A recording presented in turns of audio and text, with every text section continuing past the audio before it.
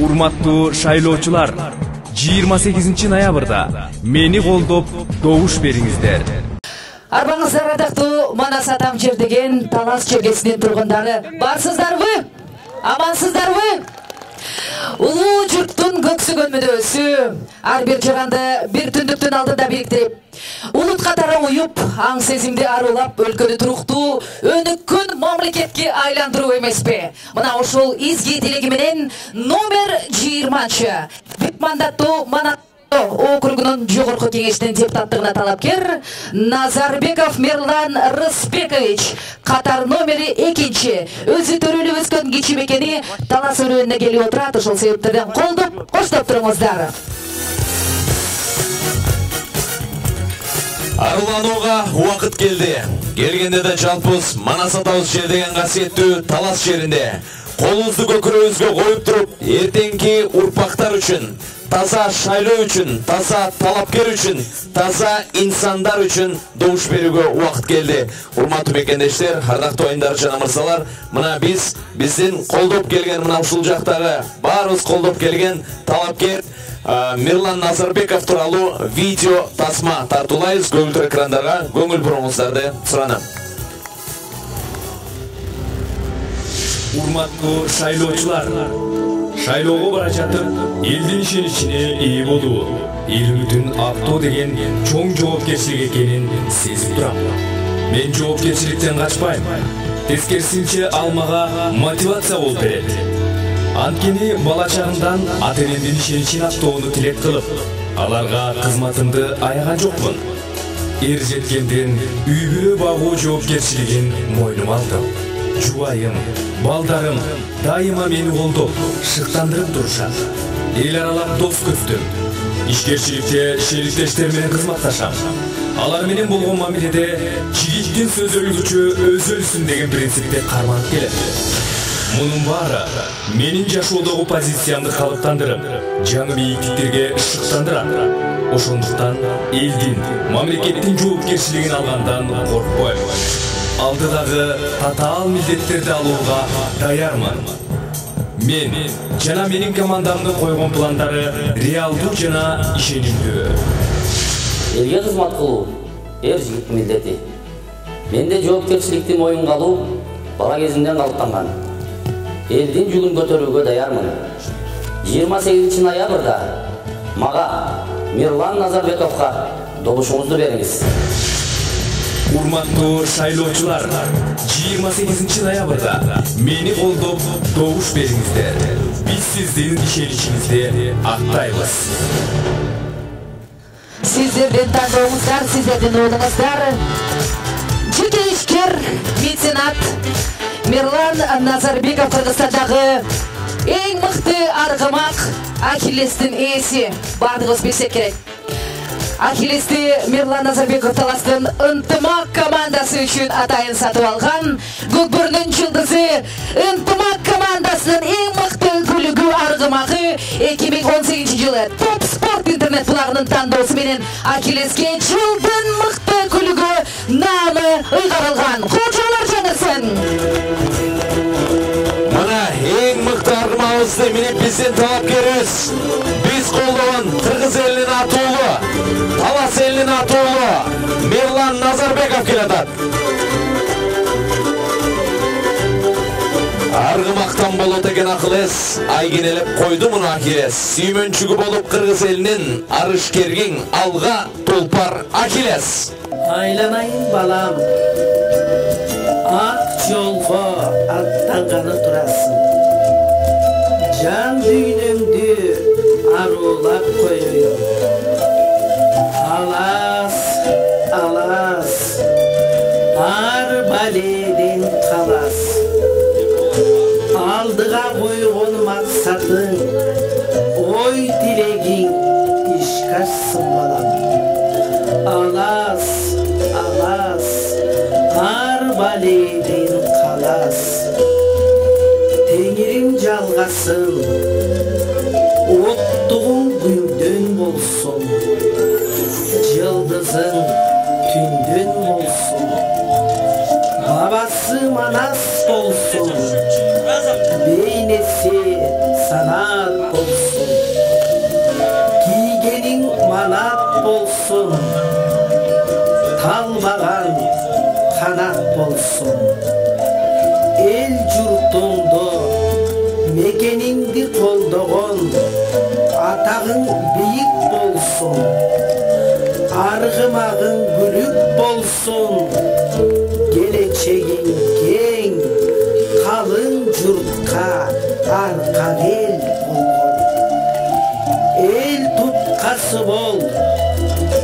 Babalarыңдың erdigin al. Balamdың tilegi kabul bolsun. Alas, alas, ar baleden kalas. Jaratkan özün jalga, jakşılığın jamba. Kesepet düğünün gözünün sakta, keskinin özünün Kol çalar менен koştepeňizdir sıranabыз, урматтуу мекендештер. Умайын элибиздин ак батасын, жакшы бир аруу тилегин алдык. Урматтуу мекендештер, ардактуу айымдар жана мырзалар, ата-апаларыбыз. Мына ушул келе жаткан жогорку кеңешке талапкерлигин депутат катары, эл өкүлү катары буйруса сиздердин талабыңыздарды талашып, сиздердин көйгөйлөрүңүздөрдү чечип, ушул өкмөттүн астына, жогорку кеңештин астына ушул алып чыгып, ушул сиздердин мындай айтканда ар үй бүлөдө болуп турган чоң бир маселелерди, райондук даражадагы, ушул айылдык даражадагы чоң бир маселелерди буйруса, ушул жогорку кеңештин астына алып чыга турган мына Мирлан байкебиз алдыңыздарга келип турат. Эми жакта дээрлик чогулган көпчүлүк Мирлан Назарбековду тааныйсыздар, Назарбековдун үй бүлөсүн тааныйсыздар. Буга чейин эле талапкер болбостон жөнөкөй катардагы сиздердин мекендешиңиздер, айылдашыңыздар катары, бир тууганыңыздар катары буга чейин кылып жаткан ушул меценаттык, боорукерлик, ушул жооматчылык кылган жакшы иштерин билесиздер. Билим берүү тармагында болсун, медицина тармагында болсун, ушул спорт көк бөрү тармагында болсун, кошкон салымын баарыңыздар көрүп келгенсиздер. Бирок ушуну буйруса бир чоң республикалык даражада бир дагы да кеңейтип, дагы да иш алып баруусуна биз ийгилик кала бир кол чаап коелук.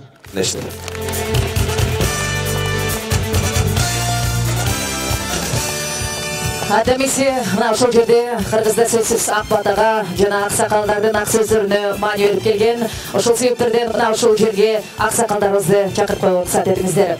Бакайта кеңешинин аксакалдары жана мына ушул жерге Анарбеков Алыку мырзаны чакырабыз. Анарбек Алыкулов мырзаны, Манас районунун аксакалы, Бакайта кеңешинин Манас району боюнча Мырзахматов Мамбетказы атабызды чакырабыз. Алия Бейсембаевна Талас районундагы лидер айымдар атын сүйлөйт жана Үкеев Анарбек мырзаны дагы Манас районунун жаңы өсүп келе жаткан жаш саясий өкүлү катары чакырууга уруксат этиңиздер. Жана ошондой эле өзгөчө Ахиллес жөнүндө кеп кыла турган болсок, намысты бек кармаган мына ушул аргымабыз жөнүндө көп айтууга болот. Анткени өзгөчө Талас эли намыска бекпиз. Көп бөрүнө ынтымак дегенде жаныбыз чыгып кеткендей болот. Ошол себептерден биздин Ахиллесибиз жекеме-жекеге чыкканда кандай бир сүйүнүчтөрдү, кандай бир жеңилиштерди алып келип берет. Демек, Көк бөрү мына ушул Талас облусунун Көк бөрү федерациясынын экс-президенти, ишкер, меценат Мүзүрөтбеков Жылдызбек мырзаны дагы чакырып коюуга уруксат этиңиздер. Мирлан Назарбековдун штаб жетекчиси Жийинчороев Кубанычбек мырзаны дагы ушул жерге чакырабыз. Келиңиздер, колдоп коштоп туруңуздар, жөн турбаңыздар. Жана ишкер Абданбек уулу белек аксакалдарыбыз Айдаралиев Сүйүтбек Сартович, Таалайбек Жоробеков Сүйүтбеков Бакыт байкебиз дагы кошо чыгып бериңиздерди суранабыз. Сопубеков Бакыт байке, келиңиз.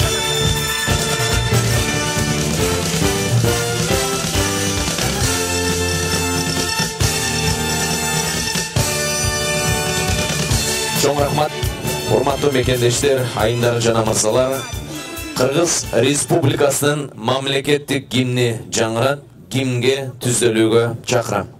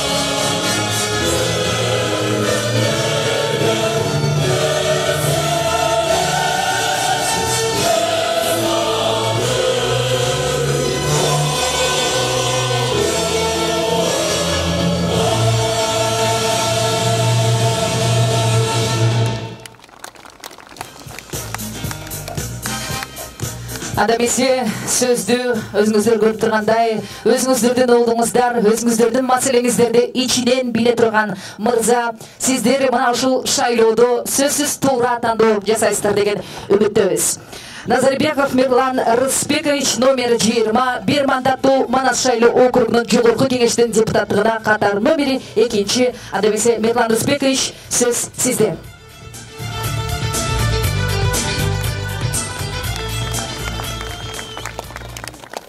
Урматтуу шайлоочулар, алдыда отурган ала тоодой ак калпакчан аталар, ак булуттай ак элечек кийген энелер, жалпы Талас жеринин тургундары, саламатсыздарбы?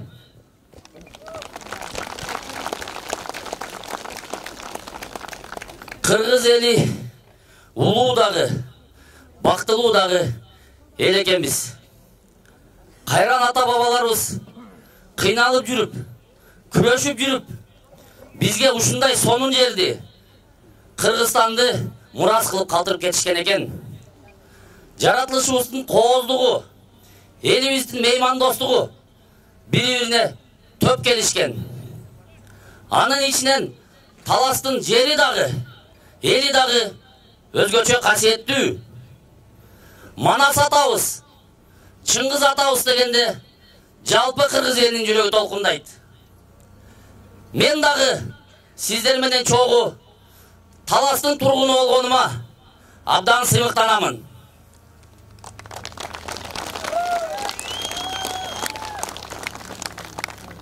Бирок бул жакшылыктар бизге өзү эле келген жок.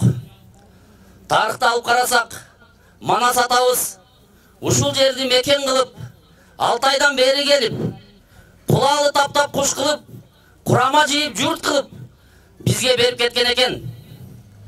Андан бери келсек, 20-кылымда элибиз эркиндик үчүн күрөшүп үркүндө, 30-жылдары Жусуп Абдрахманов, Касым Тыныстанов, Төрөкул Айтматов окшогон аталарыбыз репрессияда өз жандарын берип, эли жери үчүн курман болушту.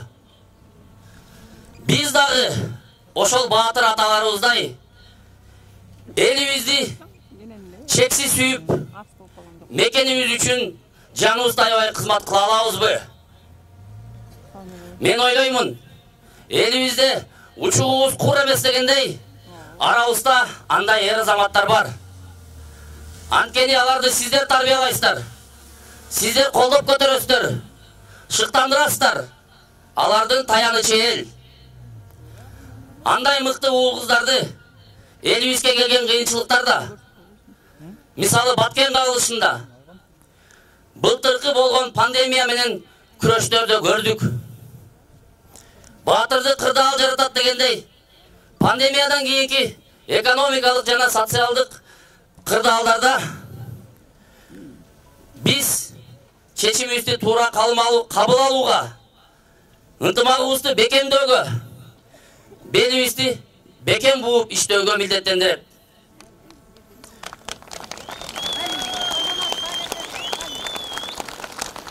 Бүгүнкү күндүн талабы дагы элге каруум казык, башым токмок болгончо кызмат кыламын деген эр азаматтардын 2 чылбыр бир тизгинди колго алуусун шарттап турат. Бүгүнкү күндө өлкөбүздөгү болуп жаткан саясий өзгөрүүлөр көп жаңылыктарды киргизди. Конституциябыз өзгөрдү. Элибиздин бийликке болгон, бийликтин элге болгон мамилеси дагы өзгөрүп жатат. Ага катар жогорку кеңешке болгон шайлоо мыйзамы дагы өзгөрүп, бир мандаттуу жана партиялык тизме менен добуш берүү системасы киргизилди. Мен ойлоймун, бул дагы шайлоонун таза өтүшүнө, элдердин мыкты талапкерлерди тандап, тандалган талапкерлердин эл менен элдин алдындагы жоопкерчилигинин күчөтүлүшүнө шарттарды түзүп берет деп.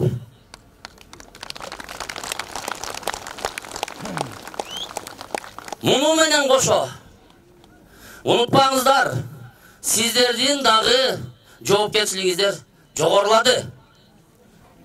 Эми жаңылбастан эски саясатчылардын иштерине баа берип, жаңы адамдардын саясатка келишине жол ачып, жаңы идеялардын ишке ашына шарт түзүп берүү сиздердин колуңуздарда.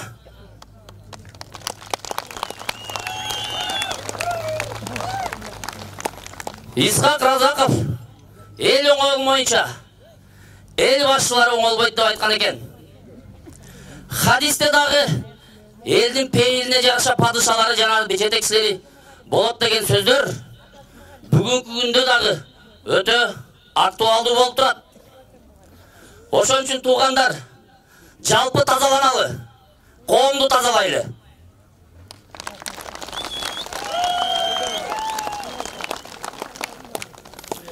Өзүңүздөр билип тургандай, мен дагы бир мандаттуу округ боюнча жогорку кеңешке талапкерлигимди коюп, сиздердин алдыңыздарга келип отурамын. Сиздердин алдыңыздарга жөн эле келбестен, тажрыйба топтоп, иш кылааларымды өзүмө далилдеп, терең ойлонуп, келечекте аткара турган иш программаларымды, идеяларымды аныктап, саясаттагы мурунку муун аткарбаган иштерди, алар көрсөтпөгөн саясий эркти, эң негизгиси парламенттеги саясий тазалыкты көрсөтөмүн деп бара жатам.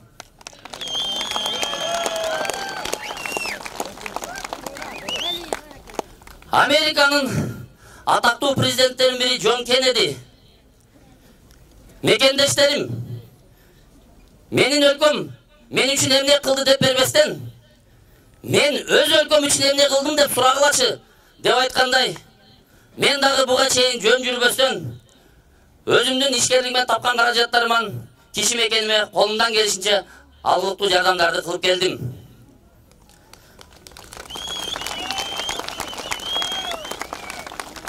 Мамлекеттик кызматтарды ээлеп, бюджеттин эсебинен жасалган, чет элдик жардамдардын эсебинен жасалган иштерди менчиктебестен, өз маңдай тер мээнети менен тапкан каражаттарынан элге салым кошкон жигиттердин мен жүрөгү таза деп эсептеймин.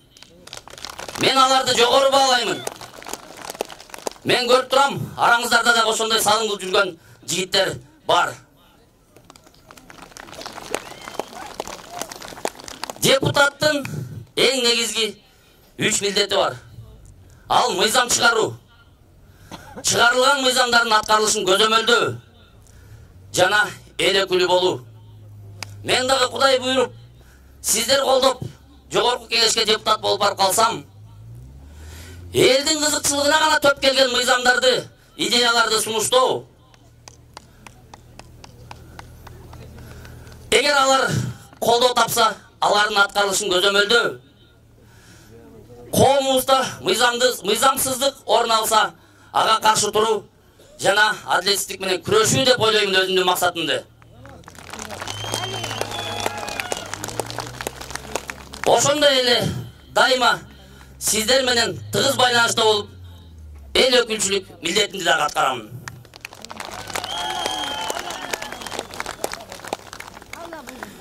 Отуз жылдан бери эл өз арабасын өзү эле тартып келатат дегенге мен дагы кошуламын. Мындан ары мындай кырдаал уланбашы керек. Бүгүнкү күндө жалпы дүйнө жүзүндө, дүйнө коомчулугунда акыркы жылдары өтө тездик менен өзгөрүүлөр, жаңылануулар болуп жатканда, цифровизация, глобализация заманына кирип жатканда, биз дагы артта калбашыбыз керек.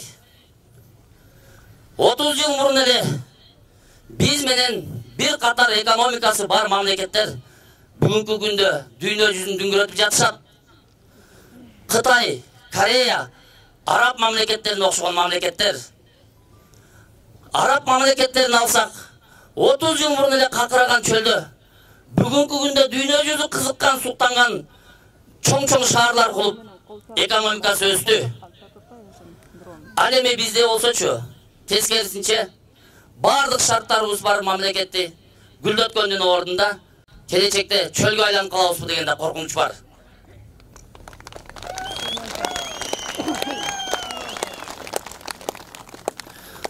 Мына аталарымыз алдыбызда отурат. 70 жылдан бери улуу муун союздун убагында түзүп берген индустриянын бардыгын орто муунун туура эмес жетекчилери 5-10 жылдын ичинде талкалап жок кылды. Эми биз келечекке күчтүү мамлекетти тапшырмак тургай. Бүгүнкү күндө билимди дагы, тарбияны дагы татыктуу бере албай жатпайбызбы? Билими жок, билим сапаты начар мамлекетти билимсиз жаштары өздөрү эле талкалап коет.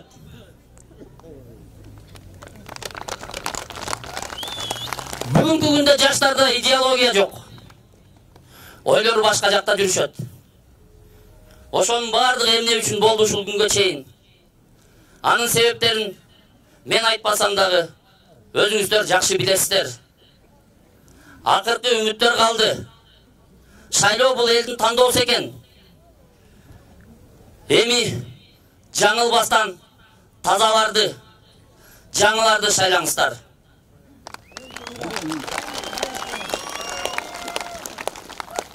Мен иштерманмын, ишкермин, жаратуучумун. Коррупционерлер менен ишкерлердин айырмасын талдап билиңиздер.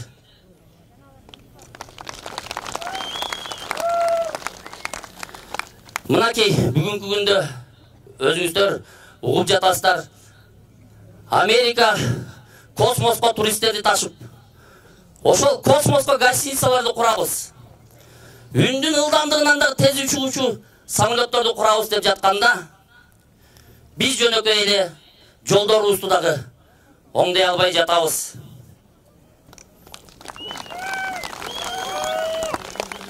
Союздан таркаган 15 республиканын ичинен бүгүнкү күндө экономикалык көрсөткүчтөрү боюнча дагы эң төмөн.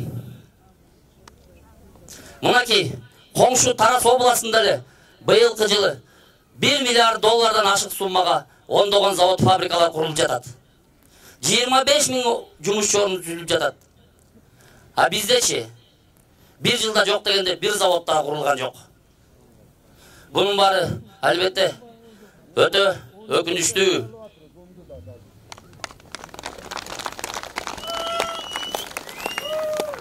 Көйгөйлөр абдан көп.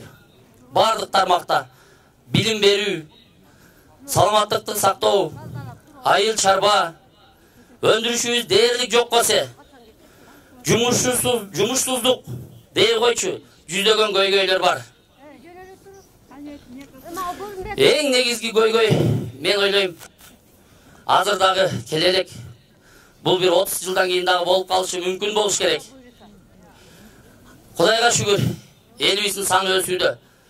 1991 жылы жалпы кыргыз элинин саны 4 миллиондон ашык болгон экен. Ал эми бүгүнкү күндө 6,5 миллиондон аштык. Элибиздин саны өсүүдө, бирок жерлерибиз өспөйт да. Бул темп менен кетсек, дагы 30 жылда айылдарыбыз бири-бирине биригип 9 миллионго жетип калышыбыз мүмкүн. Ошондо жаштарыбыз эмне жумуш кылат? Бүгүнкү күндө эле жаштарыбыздын жерлери жетишсиз болуп, мигрант болуп кетип жатпайбы? Буну чечүүнүн бир гана жолу бар деп ойлоймун. Өндүрүштөрдү өнүктүрүүбүз керек. Заводдорду курушубуз керек. Жеңилдетилген 30-35 жылдык аралыкка берилген ипотекаларды айыл жерине көп кабаттуу үйлөрдү куруп беришибиз керек. Ошондо гана бул көйгөйдү токтото алабыз.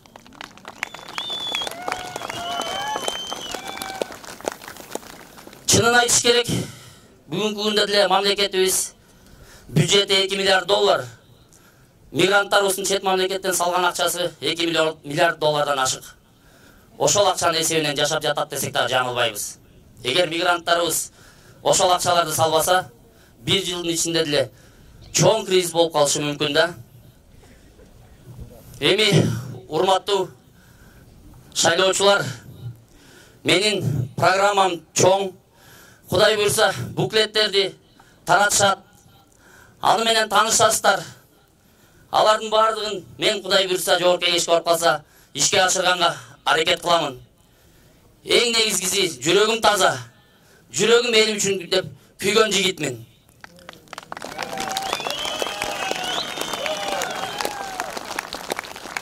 Кудай буйрса, сиздерден суранарым 28 ноябрда келе жаткан шайлоодо мени Мирлан Назарбековду колдоп, мага добушуңуздарды бериңиздер. Бар болуңуздар, аман болуңуздар. Келечекте өнүккөн Кыргызстанда жашайлы. Рахмат. Мирлан байке, мына сизди карап, бул жакта Борбордук стадионубузда чогулган, ушул бүт 3 районубуздан тең чогулган элди карап, ал акындын жакшы бир сөздөрү эске келе түштү. Көтөрүлгөн кыргыздын байрактары келишти, калкып калган үстүндө каймактары келишти. Алакандай кыргызды колдогондор келишти, күнү түнү эл жерин ойлогондор келишти дейт. Мына бүгүн ушул эң алдыңкы сиз талапкерлигиңизди коюп жаткан бүт райондорубуздан биздин аксакалдарыбыз, апаларыбыз, ата-апаларыбыз, мына сиздердин жумушуңуздар жокпу? Албетте бар. Бала чакаңыздар бар, ишиңиздер бар, бирок баарын таштап, мына буга чейин дагы Мирлан Назарбековду угуп келгенсиздер. Мына балким кээрлериңиздер тааныйсыздар, бирок бүгүн дагы өзүңүздөр бир сыйра жолугуп, өзүнүн үнүн угуп, айткан сөзүн угуп, көрүп, мындай айтканда ушундай бир көрөйүн дедиңиздер. Чындыгында ушул биздин талапкерибиз Мирлан байкебиз чыгып сүйлөп аткан учурда өзүңүздөр да сезсеңиздер керек. Себеби билесиздер, азыркы учурда жогорку кеңешке депутат болуп, эл өкүлү болуп чыгып, бирок кагаздан окуп, ошол жакта дагы эки сөздү кошо албай адашып аткан биздин талапкерлерибиз, депутаттарыбыз бар эле. Бирок буйруса мына байкебиздин ар бир айтып аткан сөзүн өзү түшүнүп, анан сиздерге да жеткиргенге аракет кылып атканын баарыбыз сезип отурабыз. Буйруса ийгилик каалап кол чаап коелу. Албетте ушул чогулган кадырлуу элибиздин катарынан өкүлдөрүбүзгө жакшы бир тилек айтууга, жакшы бир батасын берүүгө, урматтуу коноктор, биз сөз берели. Азыр Бакай ата кеңештин аксакалдарынын атынан Анарбек Алыкулов мырзага сөз берсек. Урматтуу шайлоочулар, мына бүгүн тарыхта кала турган күн болуп атат. Буга чейин биздин кыргыз элибиз мына союз тарагандан кийин, эгемендик болгондон кийин эмнени гана көргөн жокпуз. Канча деген депутаттарды шайладык, канча деген шайлоолорго катыштык, ушинтип топтолуп алыпчы. Этегинде эмне болуп жатты? Этегинде мына азыркы жаңы шайланган Сады Жапаровдун жасаган жумуштарына келип жеттик да, жанагы бүт коррупция басып калган биздин Кыргызстанды.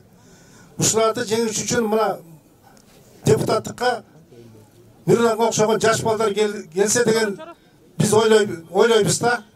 Ошон үчүн мен сөздү көп көбөйтпөйүн. Мирлан, сен азыр абдан жакшынакай сүйлөдүң. Эми биз эл кантип жакшынакай экономиканы көтөрөбүз? Өзүң айткандай, ар бир айыл чарба продукциясын кайра иштетмейинче биз эч качан экономикабыз көтөрүлбөйт. Муну программада жазыпсың, мен элимди Европадагыдай жашаса экен деп тилейт деп. Европадай жашоого жеткизе турган болсоң, мына Төбүрчакта эле кайра иштетип турган заводду куруп салгыла бул жакачы. Ошондо бул жерден, ошол жерден чыккан продукция түптү жана Европанын магазинине барып түшөт. Анан ушул жерде Төбүрчак айдагандардын чөнтөгүнө 80 сом, 90 сом эмес, 200 сомдон акча түшөт ар бир килограммга. Мына ушинтип экономиканы көтөрсөк болот. Биз эми сага Мирлан абдан өзүбүздүн ишеничибиз да чоң, тилегибиз да чоң. Кудай буйрса Кара Бура районунун аксакалдары сенин жолуңа ак батабызды беребиз. Ишиңе ийгилик, депутат кылып барыбыз бир добуштан сага голос беребиз. Акчасы жок. Туура айттыңыз, коррупциясыз өлкө бул таза өлкө дейт. Ошол себептерден бүгүн биздин кандидаттын айткан сөзү, кылган иши мына ушул алдыңыздарда турган гезиттерде бардыгы жазылып турат. Анда эмесе атанын сөзү акылдын көзү деп кыргызда бекеринен айтпасы керек. Дагы бир аксакалыбызга сөз кезегин берели. Мырзахматов Мамбеткул ата, микрофон сизде. Келиңиздер. Айнын ушул элдин мына отурган элдерим, ушул жерде ушул балага келдиңер, баарыңар келдиңер. Мен ушул баланы сыртка таштабай, ушул сөзүн эки кылбай, ушул бул бала биздин сөзүн эки кылбасын. Ошон үчүн мен буга жакшы сөзүм айтып, батамды берейин деп турмун. Башыңан бак кетпесин. ұйымыңып кетпесін. Дайым осы елдің қадірман адамы болып, айтқаным азыр, бергенім жақсылық болсын. Аллаху акбар. Рахмат. Аталарыбыздын бата дуа тилектерин Кудай Таалам кабыл кылган болсун. Сөздү аксакалдарыбыздын катарынан Хайдаралиев Сүйүтбек Сартович мырзага берели. Келиңиз. Урматтуу агайын туугандар, Мирлан Назарбеков ушул чоң саясий жолуңда ак болсун, жолуң ак болсун, ийгиликке жеткин, колдогонуң алда таала болсун, тандооң эл болсун дагы жеңишке жеткин. Бардыңыздарды 28 ноябрда Назарбеков Мирлан Рысбековичке добуш бериңиздерди суранамын. Чоң рахмат. Сөздү Сопубеков Бакыт Майкебизге берели. Келиңиз. Ассаламу алейкум жұртым. Мына қарап тұрсақ, небір шайлауларды көрдік. Шайлаушыларды шақырғанда бір 200-300 кишиден ашпаған киши болчу эле. Азыр эле Мирландан ушунчалык бир кадыр баркын сезип турсаңар керек. Эми не дейбиз? Аркадагы агалардын сөзүнө кошулабыз. Мирлан жолу ак болсун, элдин кишиси болсун. Баскан жолунда ар качан эл эсинде туруп, элдин көйгөйүн чечкен жакшы бир депутаттардан болсун. Мен да кошо 28 ноябрда Мирлан Назарбеков Рысбековичке добуш берүүңөрдү суранам. Чоң рахмат. Анан ушул жерде гендерлик теңдик болсун деп, ушул жерге Талас өрөөнүн лидер айымдарынын атынан Алия Бисимбаевна сөз сизде болсун. Келиңиз. Урматтуу мекендештер, жердештер, замандаштар. Бүгүн өтө жакшы күн болуп атыр, өтө кубанычтымын баарыңарды көргенге. Енді биякта тургандар башка улуттун өкүлдөрү бар экени мен сиздин уруксатыңыз менен орусча айтайын. Сегодня Кыргызстан и кыргызстанцы стоят в ожидании очень серьезного, очень ответственного события. Это выборы депутатов Жогорку Кеңеш Кыргызской Республики. Мирлан Назарбеков достойный наш кандидат. Уялмайтын можно, ачык жүзүң менен мы можем голосовать. Я уверена в этом и призываю вас всех, чтобы поддержали кандидатуру Мирлана Назарбекова. Дарактын сүйөнети тамыр дейт, адамдын сүйөнети адам. Ошон үчүн Мирлан Назарбековичин бекем сүйөныч болуп турайык баарыбыз. 2 ноябрда тынчтыкта, ауыз бирликте баарыбыз Мирлан Назарбековду коттайык. Рахмат, эжген чоң рахмат. Мына ар бириңиздер чын жүрөгүңүздөрдөн айтып атканыңыздарды сезип атабыз. Сөздү азыр ишкер Абданбек уулу Белек байкебизге сөз берели. Урматтуу таластык бир туугандар, урматтуу ата-энелер, агайынелер, эже карындаштар, мына бүгүн Мирлан Назарбеков досумдун эл менен жолугубуз болуп турат. Ушу досу катары өзүмдүн атыман, досторубуздун атынан келип өзүбүздүн оюбузду, өзүбүздүн пикирибизди айтып кетебиз деп сиздер менен жолугуп турабыз. Мен ушул суранат элем. Жеке ишкер катары жасалган иштери, өзүнүн адамдык болгон касиет мүнөзү, туугандарына, досторуна, жалпы элине жасаган иштери катары мен ишенем. Алдыда депутат болуп калса, бул жигит Талас Манас Бакаята кара буруу эмес. Жалпы Талас облас Кыргызстандын депутаты болот. Биз сыймыктаган депутаттардын бири болот деп мен бирден бир ишенем. Ошол себептен алдыда 28 ноябрь күнү ушул Мирлан Назарбековго назарыңарды буруп, добушуңарды берип коюңуштарды мен бирден бир суранам. Рахмат силерге. Мына ушул жерге сөз Манас районунун жаңы өсүп келе жаткан жаш саясий өкүлү Үкеев Анарбек мырзага берип коюуга уруксат этиңиздер. Assalamu алейкум, урматтуу кадырман талас эли, барсыздарбы? Кана бир кол чалып бир дүркүрөт коелучу кандай дейсиздер? Чоң рахмат. Assalamu алейкум, урматтуу кадырман талас журтчулугу, урматтуу мекендештер. Мирлан агада болгон таза, жеке ишкер болуп, эч кандай мамлекеттин бир жаман иштерине аралашпаган таза инсандар шайлайды. Мен бир кыскача Мирлан аганын программасын бир четин айтып кетсем, Талас элинин 90% дыйканчылык менен, мал чарбачылык менен жашап келебиз. Суунун алдында туруп суу жетпейт бизге. Мынакей Мирлан ага айтып атат. Ирригация тармагын инновационный технологиянын негизинде биз каналдарды жана трубалар менен суу жеткизебиз деп атат. Талас элине фасолго суу жеткирип берсе, андан башка бийликтен эч нерсе сурабайт. Фасол менен эле байып биз жакшы жашоону курабыз. Ошондуктан, урматтуу эл журт, Мирлан Назарбеков агабызды бюллетенден номер 2-ни таңдап, 28 ноябрда буйрса, тарыхый бурулушту жасайбыз деген шештемин. Чоң рахмат. Рахмат, сизге ыраазычылык билдиребиз. Сөздү Талас областынын Көкбөрү Федерациясынын экс-президенти, ишкер меценат Мүзүрөтбеков Жылдызбек байкебизге берели. Ассаламу алейкум, урматтуу мекендештер. Жараткандын жарык жакшы күнүндө баарыңыздарды ушундай салтанаттуу эл тандоо учурунда жолугушканыма абдан кубанычтамын.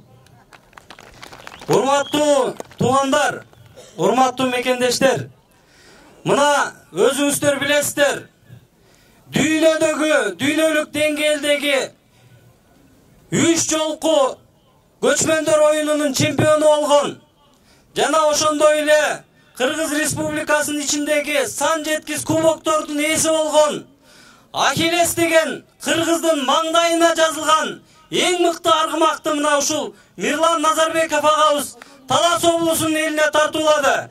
Баарыңыздардын алдыңыздарда ушуга чоң рахмат айткым келет. Кудай насип кылса 28 ноябрда номер 2, эсиңиздерден чыгарбаңыздар, номер 2 номеру менен катталган Мирлан Назарбеков агабызды колдойлу, урматтуу туугандар. Колдойбузбу? Мирлан агабыздын штаб жетекчиси, эң ишеничтүү инсандардын бирине сөз кезип берүүчүк. Жийинчеров Кубанычбек мырза, келиңиз. Сөз сизде. Саламатсыздарбы, урматтуу аталар.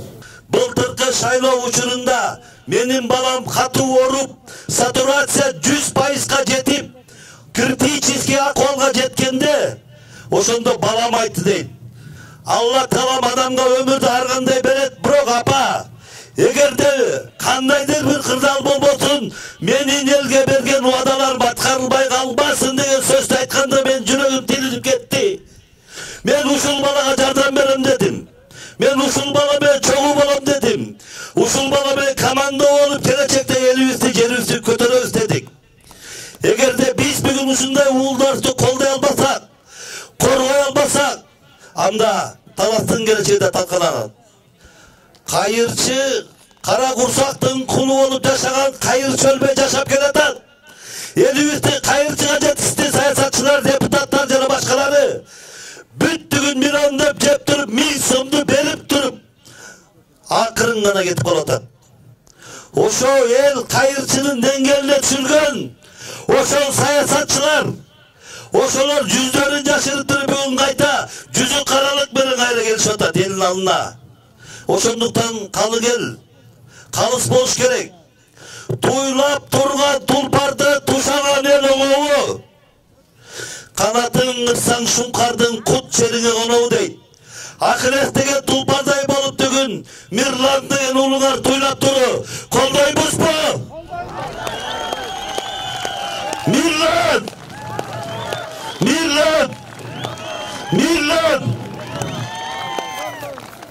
Сөздү Таалайбек Жоробеков мырзага беребиз. Урматтуу аталар, урматтуу апалар, бир туугандар.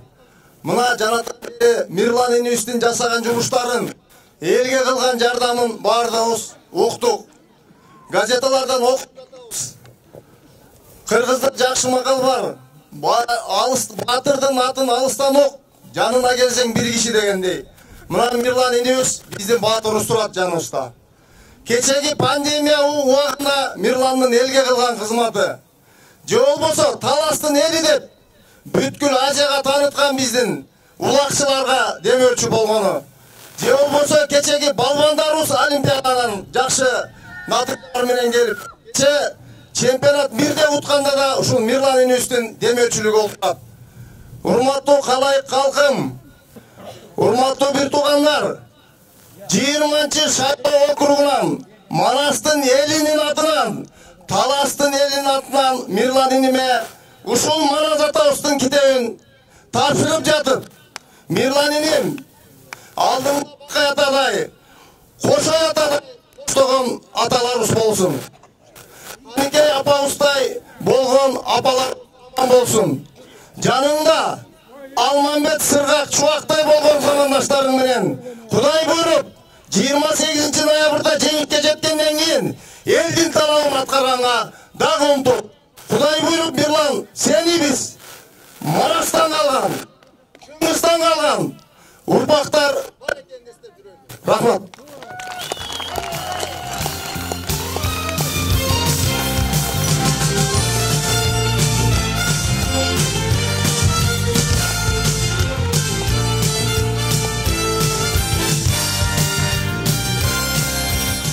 Еліңіздер урматтуу мекендештер, Алақан жайып чоңу бата дуалалы Раманкулов Салимбек атабыз бата кылат.